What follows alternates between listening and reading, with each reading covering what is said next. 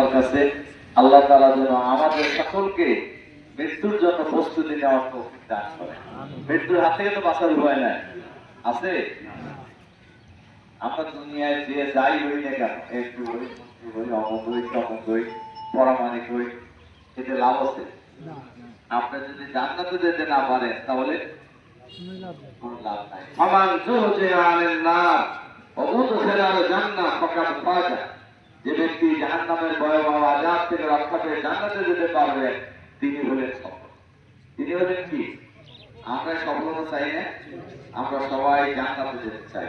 সুতরাং আমি সহ আমরা সবাই কোরআন হাদিসের আলোকে জীবন যাপন করে মৃত্যুর পরের জীবনের জন্য প্রস্তুতি নেওয়ার তৌফিক দান করুন। আল্লাহ তাআলার কাছে দোয়া করে আবারও আপনাদের প্রতি আন্তরিক সালাম মোবারকবাদ জানিয়ে আমার কথা এখানে শেষ করছি। আল্লাহ হাফেজ।